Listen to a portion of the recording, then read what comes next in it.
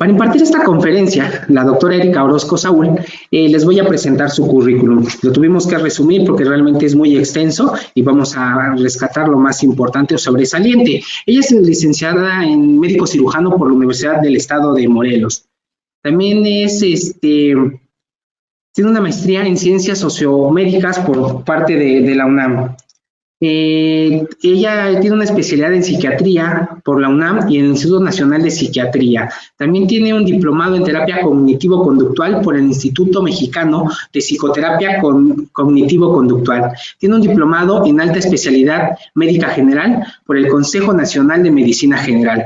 Actualmente está cursando el diplomado en logoterapia en el Instituto Mexicano de Tanatología C y es responsable del servicio de tanatología de la UAM Coajimalpa, y orgullosamente desde hace muchos años es docente del Instituto Mexicano de Tanatología. Yo le agradezco a la doctora Erika Orozco y los dejo en palabras de ella, no sin antes recomendarles que por favor apaguen sus micrófonos, ya que el ruido, por más mínimo que parezca donde están tomando la transmisión de esta conferencia, interfiere con la misma. Por favor, tengan sus micrófonos en silencio. Hay equipo que está silenciándolos. Si deciden estarlos encendiendo y haciendo ruido, nos veríamos en la penosa necesidad de expulsarlos de la conferencia. Bienvenidos a esta conferencia, Depresión Infantil, y le agradezco nuevamente a la doctora Erika Orozco por la impartición de la misma. Los dejo con ella.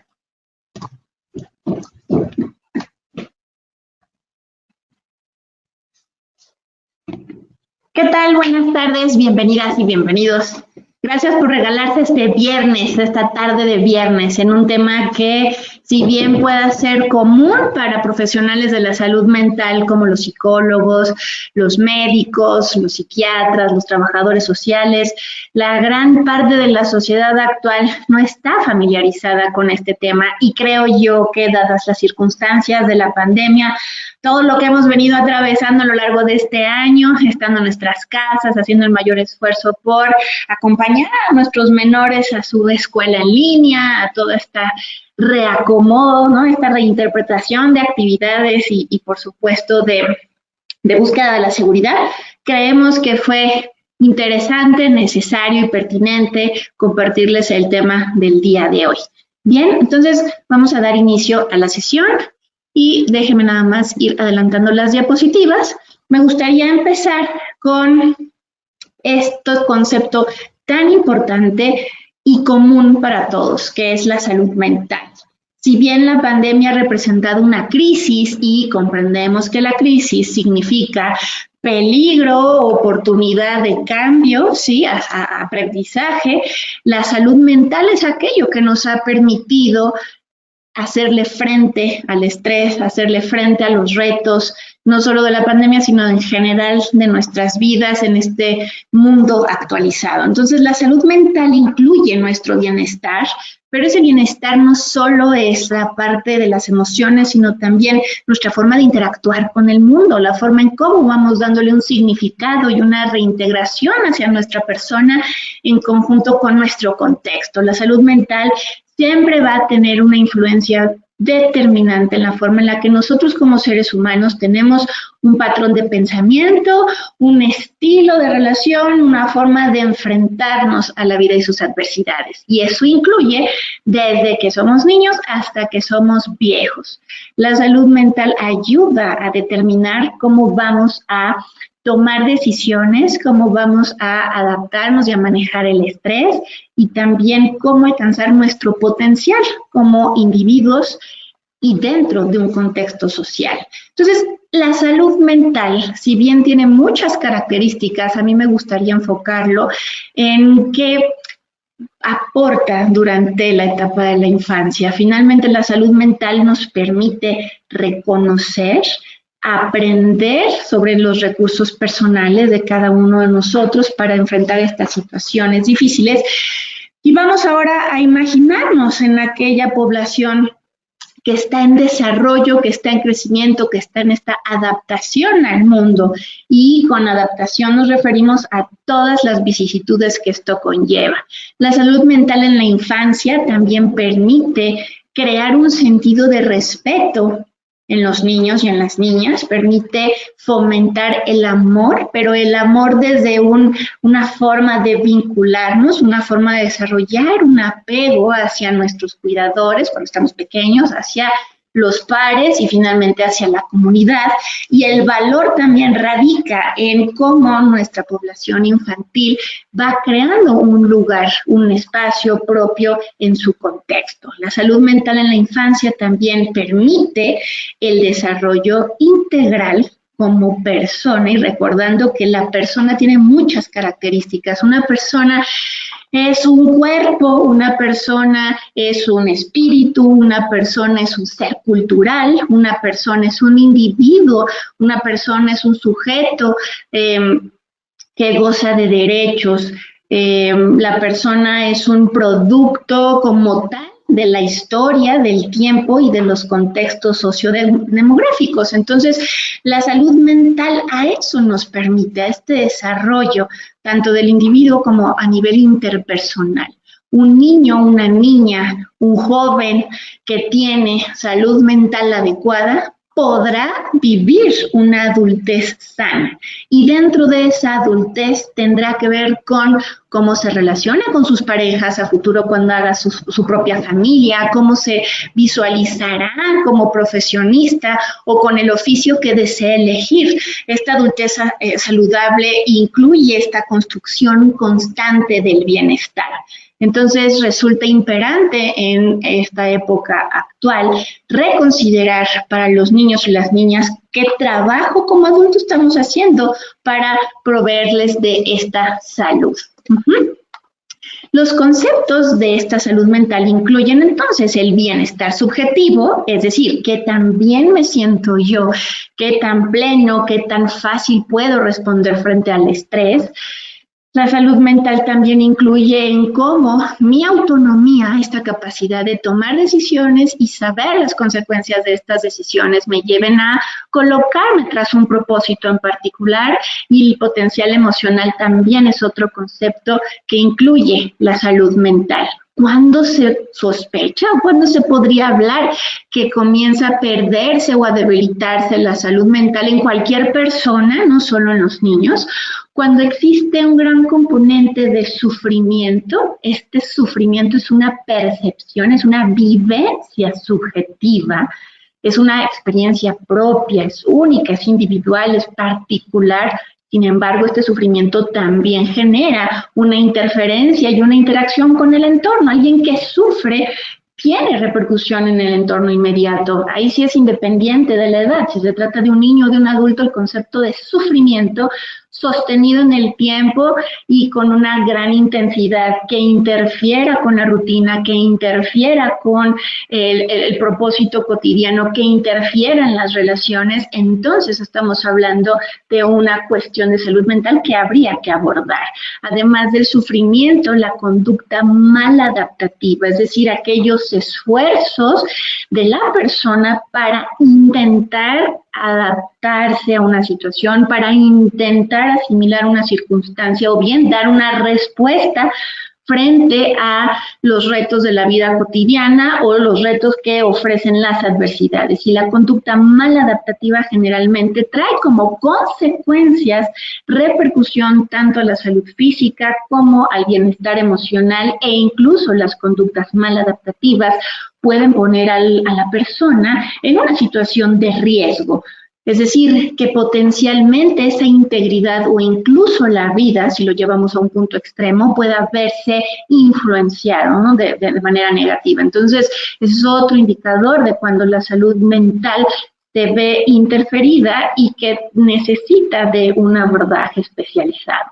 El tercer componente para pensar a grosso modo cuando es que no hay salud mental en una persona es cuando hay una disfunción. Y con disfunción podemos comprender cuando se hace un esfuerzo adicional para el cumplimiento de actividades, de obligaciones, de responsabilidades, cuando la calidad de las relaciones empieza a disminuir y ser perceptible por esa persona y el entorno, y cuando finalmente los propósitos, las metas empiezan a quedarse rezagadas, entorpecidas o interrumpidas. Con disfunción nos referimos a todas aquellas actividades, aquellas zonas en donde nosotros desarrollamos las actividades. En los niños, ¿en qué podríamos pensar como un reflejo de la disfunción a consecuencia de la pérdida o del debilitamiento de la salud mental? En las áreas escolar, en las áreas sociales, interacción con compañeritos, con vecinos, con amigos, y otro componente importante de la disfunción es en la zona o en el área de los juegos, en la zona de este crecimiento, de esta forma de interacción.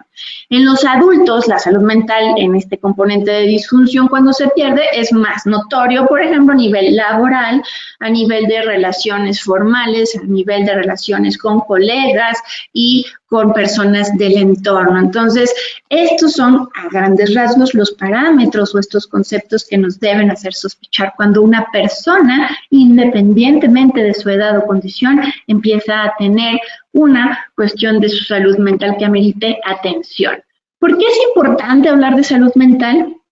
Porque además la salud mental, que tiene que ver con el bienestar del sujeto, con la integración del sujeto en el entorno, va reflejado mucho a la postura social, es decir, que dice la gente, que postura, qué creencias toman en torno a los trastornos mentales o a esta cuestión de la pérdida de la salud mental. Si nosotros hacemos una breve recapitulación, podemos reconsiderar que existe mucha desinformación, existe muchas posturas incluso de negación sobre los trastornos mentales, existen posturas de agresividad o de hostilidad hacia quienes viven un trastorno mental o quienes se dedican a conservar la salud mental. Entonces, esta postura social, estos mitos, esta información que circunda además por las redes sociales, las vías de comunicación del celular, desinforman. ¿Y qué pasa si se desinforma sobre un tema en particular? Se pierde la oportunidad de que una persona con un problema de salud mental reciba la ayuda especializada y necesaria.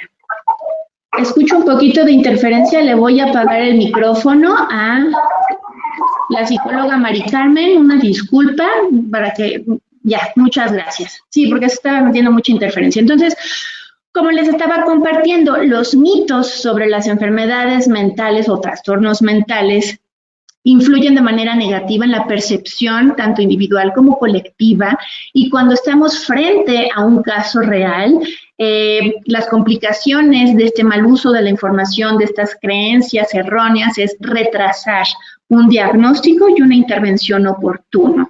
En la literatura ya está registrado que por desconocimiento de estas situaciones, por rechazo o por falsas creencias de la población, una persona puede demorar hasta 10 años en recibir un tratamiento.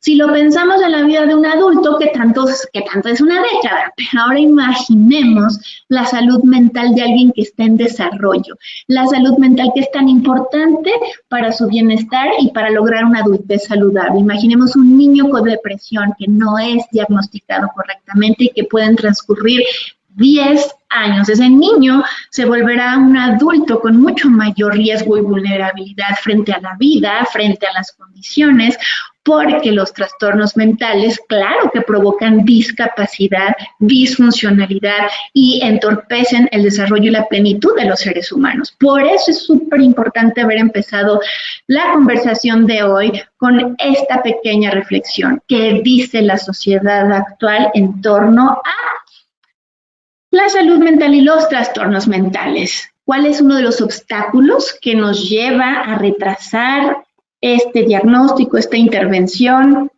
en los niños y en los adultos? El estigma. El estigma lo vamos a comprender así como los atributos de un individuo que le generan un profundo descrédito y desvaloración social.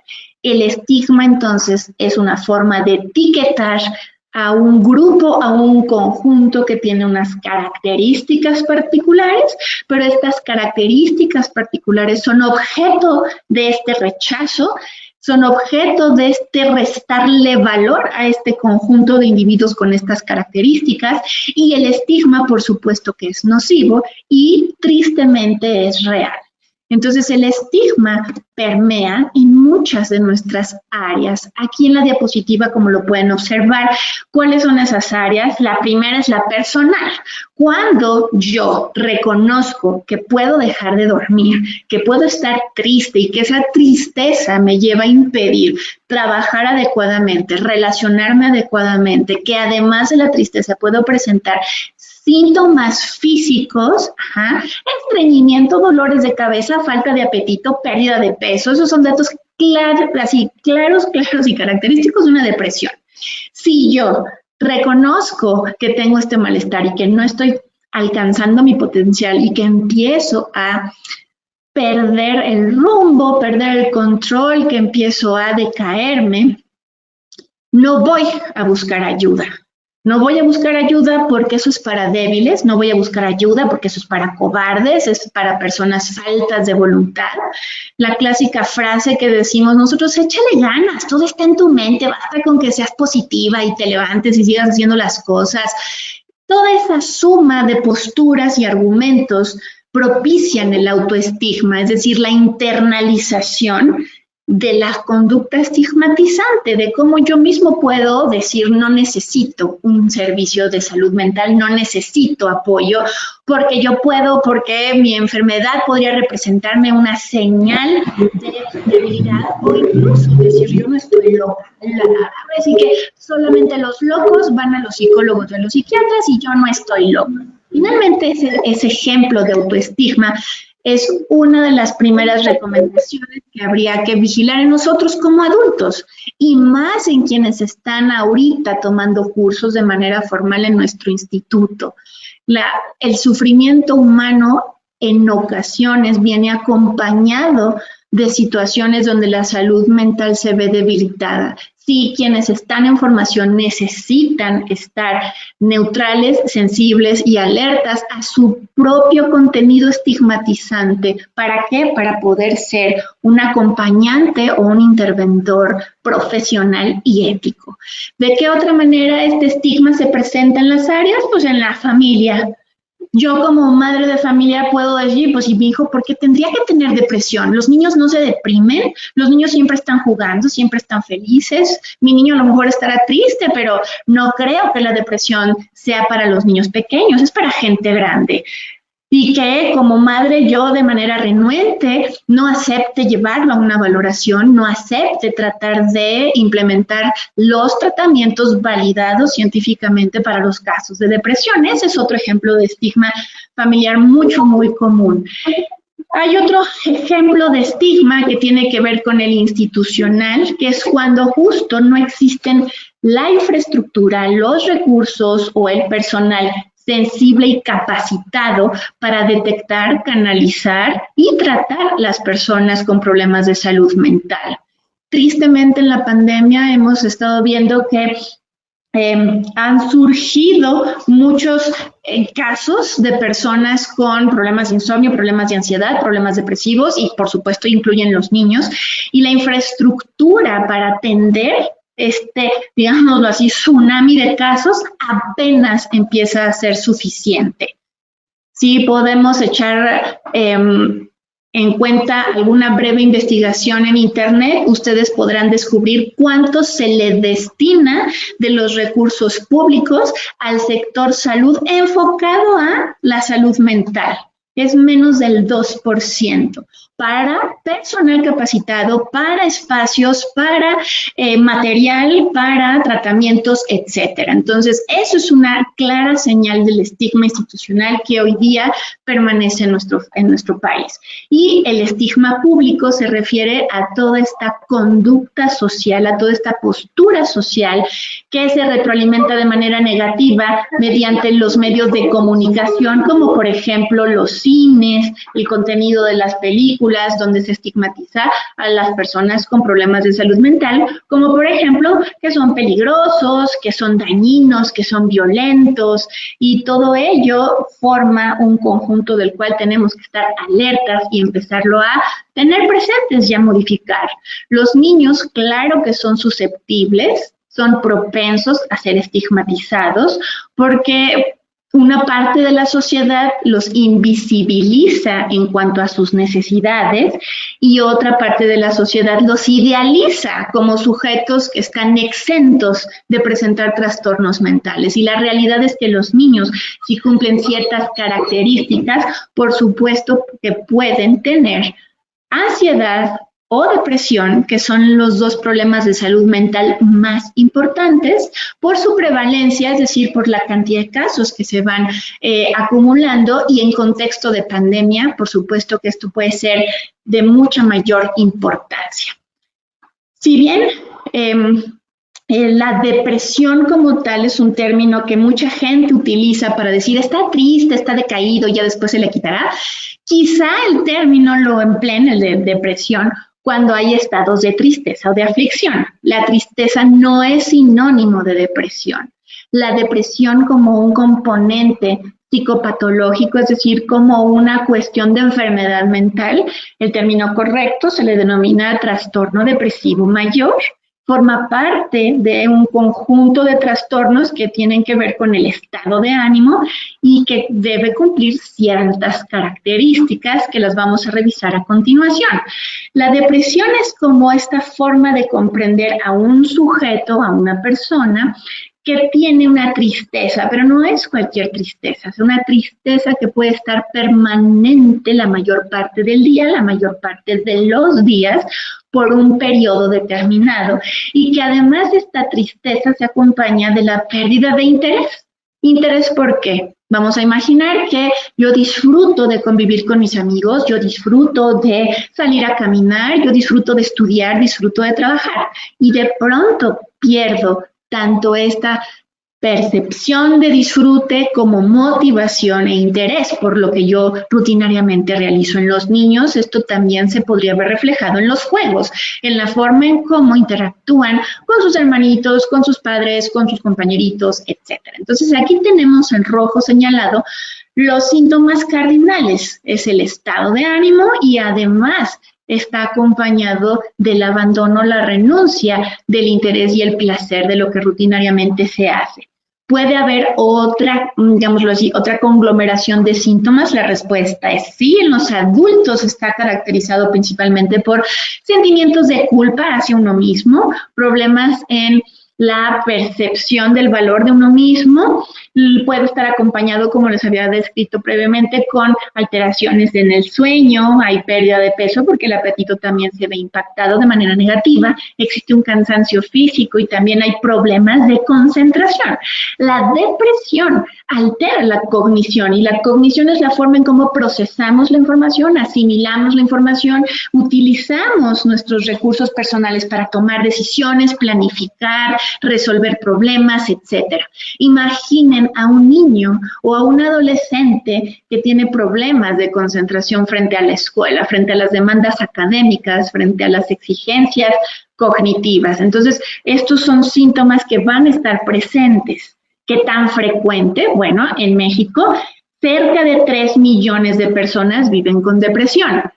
La realidad es que puede que sea hasta el triple de la cifra de estos 3 millones, porque como les comenté hace un momento, por el estigma que hay y la escasa infraestructura frente a la demanda, puede que exista un subregistro, es decir, que no todos sean detectados. Entonces pensemos que realmente esos 3 millones puedan ser mucho más. Además, si lo enfocamos en nuestra población, con motivo de la charla del día de hoy, vean cómo que la depresión puede representar hasta el 50% de las enfermedades mentales en adolescentes en el mundo. Y esto se presenta antes de los 14 años de edad. ¿Qué otra cosa es importante recalcar? Que las enfermedades mentales son la causa más frecuente de incapacidad, es decir, de no poder cumplir con las demandas del medio en adolescentes del mundo y afecta a todos los aspectos de la salud y el desarrollo. Un joven, un niño con depresión va a tener repercusiones en la parte de su desarrollo físico, en la parte del desarrollo social y, por supuesto, en la culminación de su desarrollo mental. Si hablamos de las complicaciones de la depresión como tal, el suicidio es una de ellas y la más grave. El suicidio representa la segunda causa de muerte en jóvenes de 14, todavía estamos en el grupo de adolescentes, hasta los 29 años. Digo, ya se sale un poco del grupo etario del que estamos hablando el día de hoy, pero finalmente a los 29 años estamos en pleno desarrollo social, económico, productivo, etcétera. Entonces, es una población que sufre un alto impacto. 800,000 personas mueren mundialmente al año por esta causa, la del suicidio. Y la depresión es la forma psicopatológica más común donde el suicidio toma forma y representa un verdadero reto a la salud pública.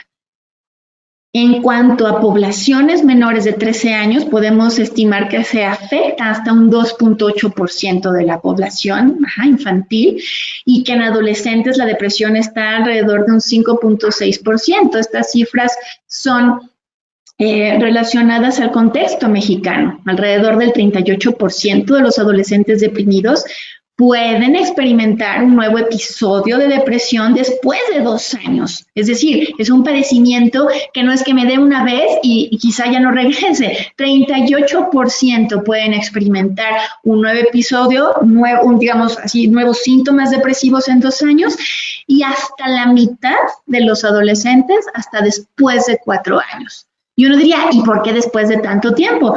Imaginemos que a mayor edad, mayor presión del medio, mayor demanda, mayores obligaciones y responsabilidades y por lo tanto, si no hubo un buen tratamiento, una buena intervención en etapas tempranas, esa salud mental está frágil para ese adolescente que una vez convertido en adulto, sometido a esta presión del medio, pueda funcionar como un detonador para un episodio depresivo. En México, la depresión en adolescentes se presenta de manera leve, hasta en un 5.4%, moderado en el 54% de los casos y grave en el 40% de los casos.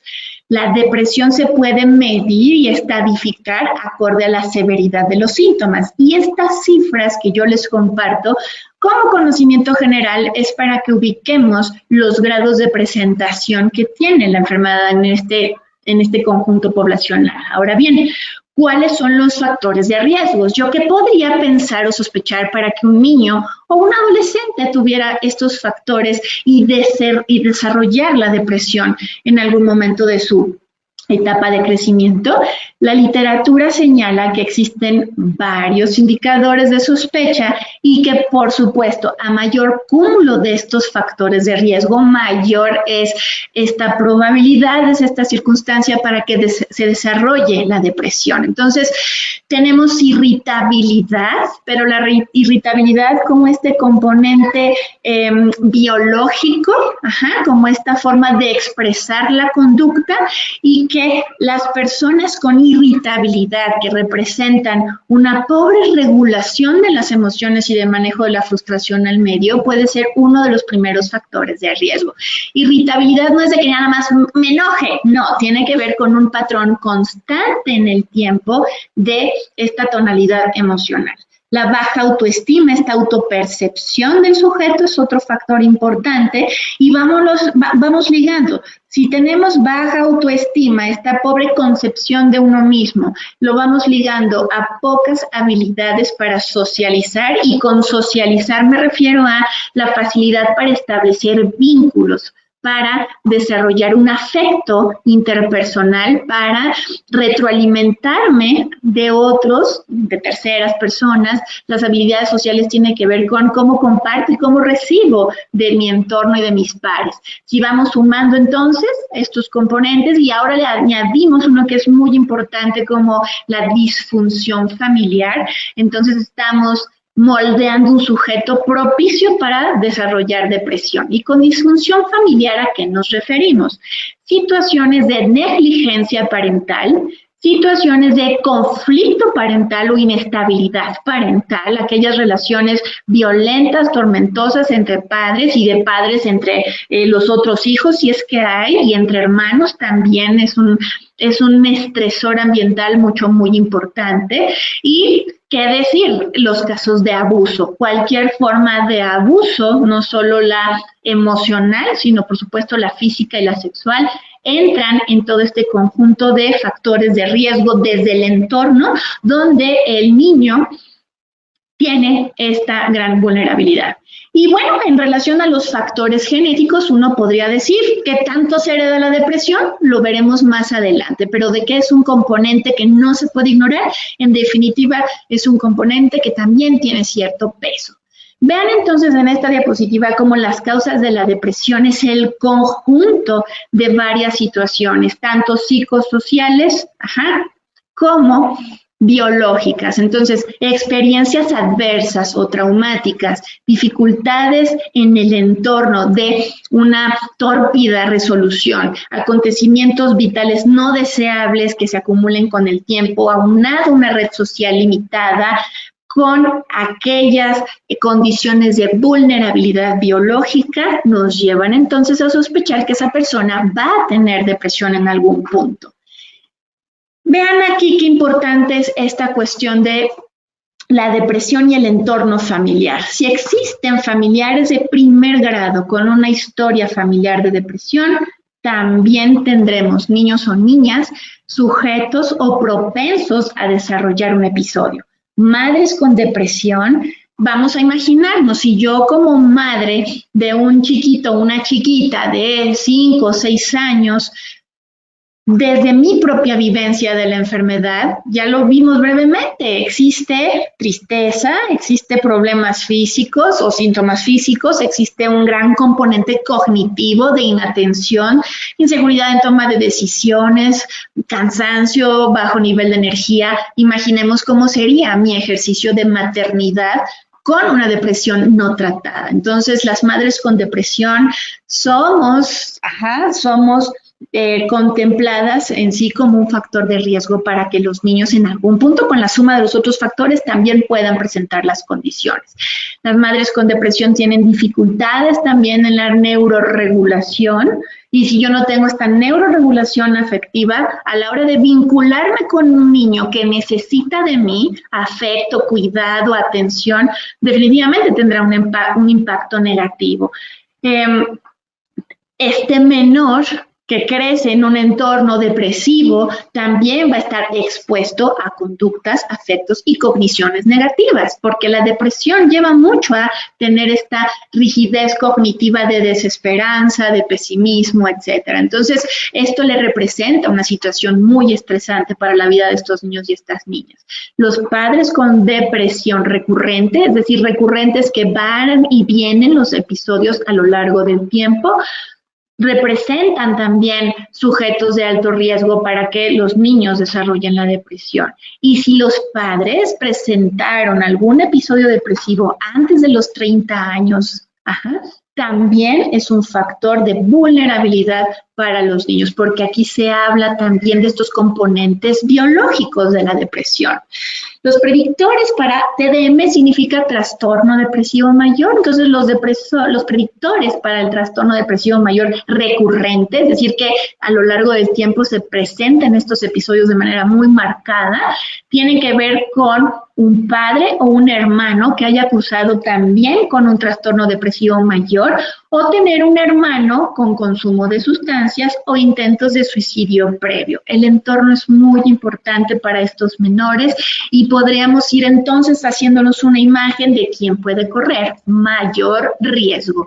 No significa que forzosamente se presente la condición psicopatológica, es decir, que se presente la depresión, pero sí representa de un peso muy importante. Si nos hacemos esta pregunta, bueno, entonces, si yo como un grupo poblacional vulnerable desarrollo la depresión, ¿a quién responsabilizo? ¿A mis papás o al ambiente? La respuesta es a ambas situaciones, porque si bien la depresión o el trastorno depresivo mayor no es un trastorno mental que tenga una alta heredabilidad comparado con otros trastornos mentales, como por ejemplo la esquizofrenia o el trastorno bipolar, la carga genética reportada para la depresión es de un 35%, no existe un solo gen que diga, este es, y si este gen está defectuoso o tiene alguna situación, nos va a llevar al desarrollo del episodio depresivo. No funciona así, porque como estuvimos revisando, es multifactorial, pero sí se habla de una combinación de vulnerabilidad o susceptibilidad genética, que si se expone un entorno con estas características que ya mencioné, disfunción familiar, el crecimiento del sujeto, las experiencias de vida, etcétera, la combinación, es decir, la suma de estas dos circunstancias puede llevar a desarrollar esta cuestión psicopatológica, ¿sí? Entonces, esto es todo un tema que tenemos que centrarnos en las características principales. En el adulto aparece todo lo que ya ven en la imagen, en esta diapositiva. En los niños la pregunta sería, ¿y se presentará exactamente igual? La respuesta es no, va a variar, tiene sus variabilidades clínicas de presentación, pero el componente afectivo, es decir, esta tristeza, sigue siendo uno de los signos característicos. A mayor etapa de desarrollo y a mayor complejidad del uso del lenguaje, de la capacidad de abstracción, esta persona, acorde a su edad, podrá manifestar, claro que sí, sentimientos, por ejemplo, de culpa, el pesimismo, etcétera. A edades más tempranas, los síntomas pueden variar y se los resumo en la diapositiva, en la columna de su lado izquierdo. Pueden presentar en casos de menores, además del componente afectivo, muchos síntomas somáticos. ¿Cuáles son los síntomas somáticos? Que de pronto empiece con dolores de espalda, de cabeza, de estómago, que se quejen de sus articulaciones o de sus extremidades, lo llevan al médico, se le hacen valoraciones, no se encuentra una causa orgánica específica, es decir, los médicos no integran para un diagnóstico clínico puramente orgánico. Entonces, los síntomas somáticos son estas quejas, estos dolores que no cumplen con una enfermedad añadida. Los niños, cuando tienen síntomas depresivos, cuando están en esta condición, también pueden presentar una ansiedad importante por separación, pueden desarrollar fobias, que son estos temores irracionales a estímulos no amenazantes per se, pueden desarrollar problemas de conducta. Y con problemas de conducta tiene que ver con disciplina, obediencia, que sean renuentes, que sean desafiantes. El niño pequeño, deprimido, no siempre va a estar, vamos a imaginarlo así, no siempre va a estar profundamente abatido, como puede ser más característico que en un adulto. En los niños puede haber entonces estas somatizaciones, estos cambios en la conducta y también puede haber irritabilidad, que están más malhumorados, que están, como dicen las mamás, más contestones, y estas son señales importantes. Los niños pueden tener trastorno depresivo grave y la respuesta es por supuesto que sí. Pueden incluso desarrollar síntomas psicóticos como alucinaciones auditivas, que generan mucha angustia, que generan mucho malestar en los niños profundamente deprimidos. Casi siempre estos síntomas psicóticos tienen que ver con una pérdida de la conexión, de la integración de la realidad, y esto nos habla de la severidad del trastorno. Si lo vemos por el lado de los adolescentes, ellos tendrán síntomas más atípicos o de patrón estacional. Si son mujeres adolescentes, podrán presentar el síndrome disfórico premenstrual, que es esto que con los ciclos menstruales, una semana antes de la aparición del sangrado menstrual, pueden presentar cambios importantes en el estado de ánimo, importantes repercusiones a nivel de concentración, rendimiento cognitivo y, por supuesto, malestares físicos que pueden provocar discapacidad para la rutina. En los adolescentes es también marcada la irritabilidad, más allá que la tristeza. ¿de acuerdo? Y también pueden presentar síntomas psicóticos si la depresión llega a ser grave o profunda. Y con síntomas psicóticos generalmente es ideas delirantes. Y con idea delirante se entiende aquel pensamiento, creencia, que la convicción con la que se vive es profunda y es absurda o ilógica para el entorno. Así se comprende como una idea delirante, y en los adolescentes puede ser de muchas presentaciones, de estar en peligro, de ser perseguidos, o por el contrario, de una ruina, una catástrofe, aunque el contexto y el medio le señale lo opuesto. Son síntomas que denotan gravedad en los trastornos depresivos de este conjunto poblacional. Vamos a recordar entonces que si los niños, los adolescentes presentan episodios depresivos, ¿dónde se va a ver reflejado esto? En la funcionalidad social. La interacción con mamá, con papá, con sus hermanitos, con los maestros incluso no será la misma, se va a modificar, y no para bien, se va a modificar como en un ambiente problemático de bajo desempeño. Puede haber episodios recurrentes, es decir, que aparezcan, se limiten en el tiempo y pasados unas temporadas nuevamente se reactiven los síntomas. Es importante recordar también que puede haber comorbilidades. ¿Qué son las comorbilidades? Presencia de otras circunstancias o trastornos mentales que acompañan a la depresión. ¿Y cuáles son las comorbilidades más frecuentes de la depresión infantil? Problemas de ansiedad o psicopatología relacionada con la ansiedad, o psicopatología o problemas relacionados con la conducta, ¿sí? Si tenemos, por ejemplo, población adolescente, de las comorbilidades más frecuentes podríamos encontrar el abuso de sustancias, nicotina, etanol, cannabis, etc. También nos lleva a considerar que en las características clínicas de la depresión puede haber un riesgo incrementado de autolesiones, es decir, que estas circunstancias lleven a que los niños o los adolescentes comiencen a practicarse el famoso cutting, que tengan golpes, rasguños, quemaduras, etcétera. Y por supuesto, esto genera un gran impacto a nivel de la organización y la configuración familiar. ¿Qué pasa si un niño o un adolescente no se atiende, no se diagnostica, no se interviene en estos episodios depresivos? Vean en la diapositiva la cantidad de situaciones: deterioro en el desempeño escolar, deterioro en estas relaciones interpersonales que incluyen a la familia y a los pares, la exposición a sustancias, que por sí mismo es un riesgo a la salud, y por supuesto la forma más grave de complicación, el intento suicida, aquello que pone en riesgo la integridad y la vida de la persona con depresión. Y el suicidio, como lo habíamos compartido en la diapositiva anterior, es un problema de salud pública. El suicidio o el intento de suicidio en adolescentes mexicanos, que va entre los 12 y los 17 años, es del 4.26%.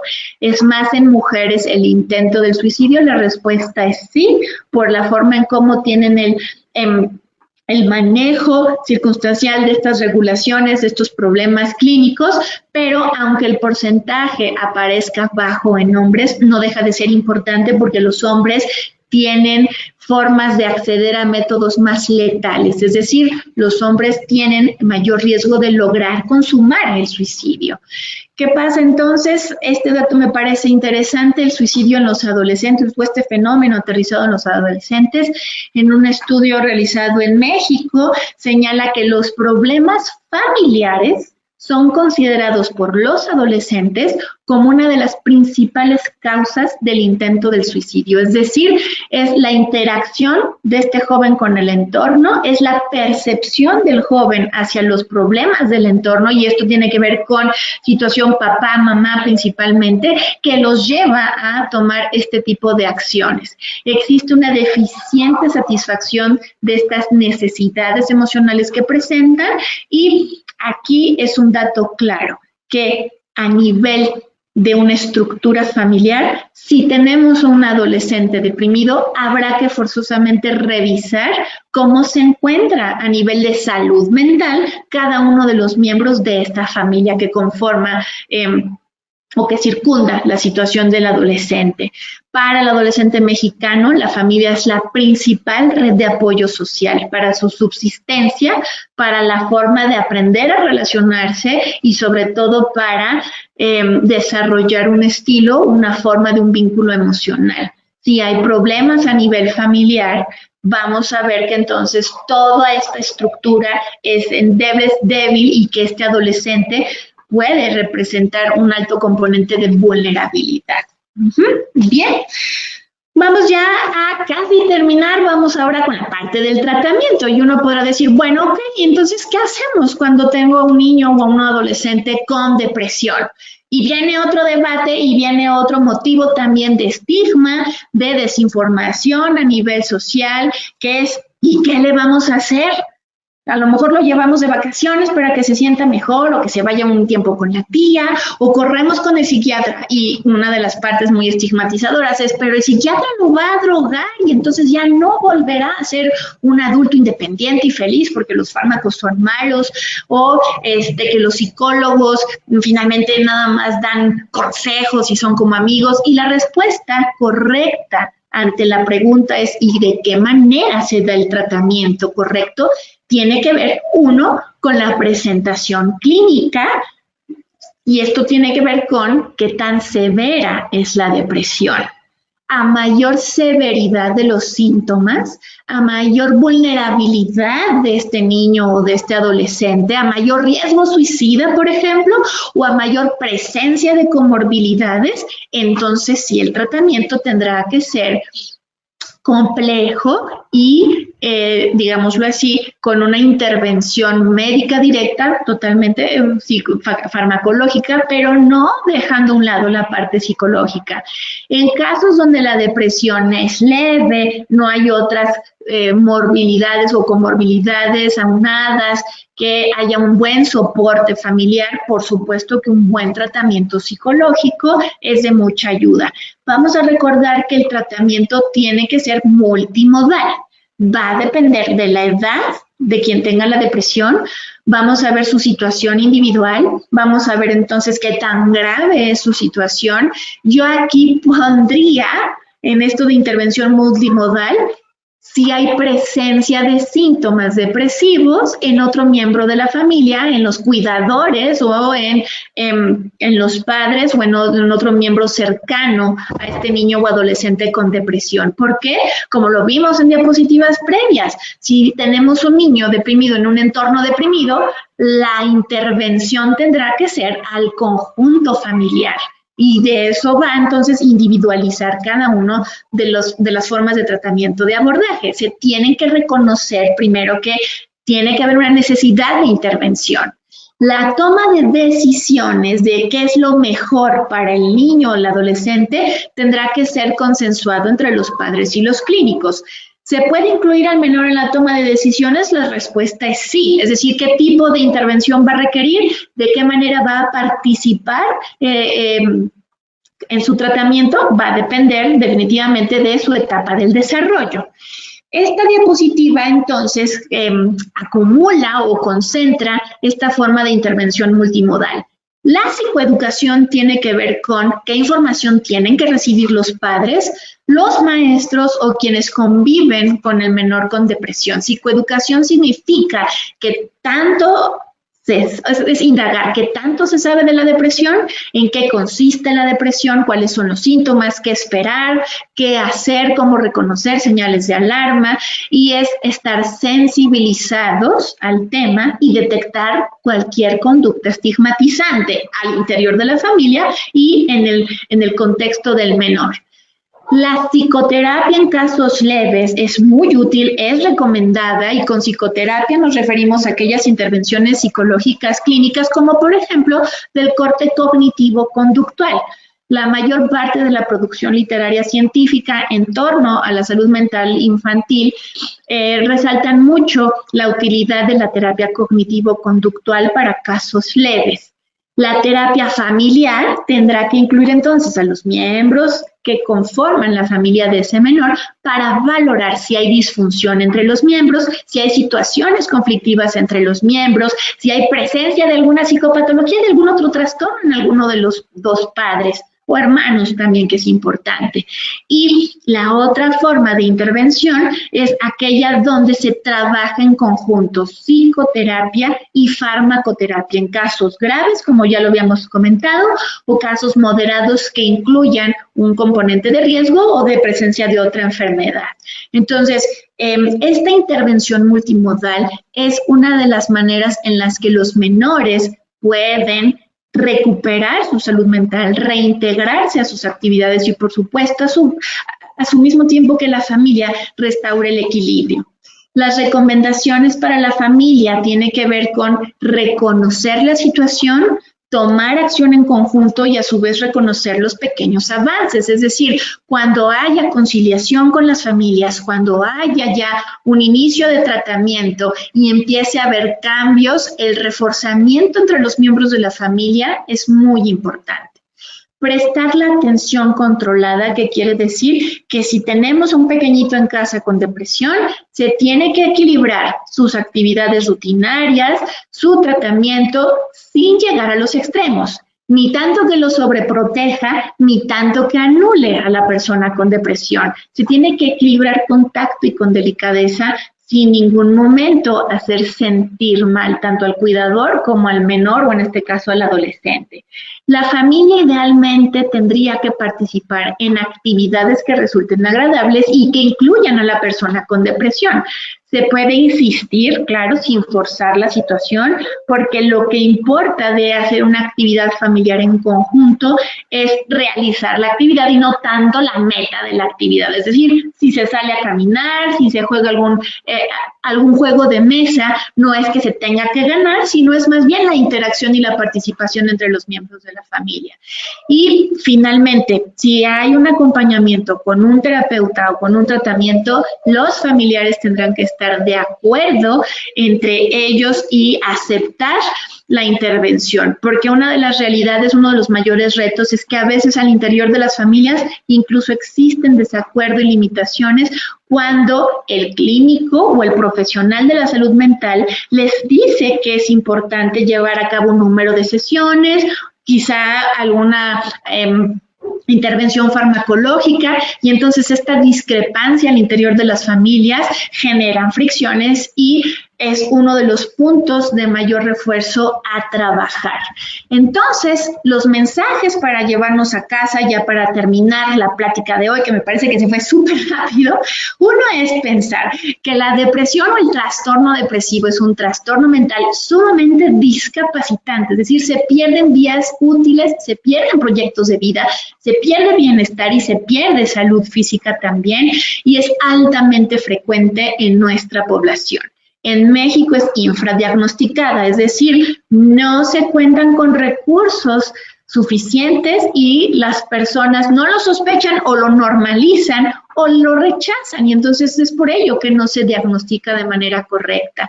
Como les decía al inicio, buscar la atención y recibir una atención incluso puede demorar hasta 10 años desde que se presenta el trastorno. Ay, muy bien, bueno, pues creo que ya esa fue mi última diapositiva. Ya esto que aparece en sus pantallas tiene que ver con anuncios de cursos, de fechas, de todo lo que el instituto ofrece. Y pues bueno, yo con esto termino mi participación.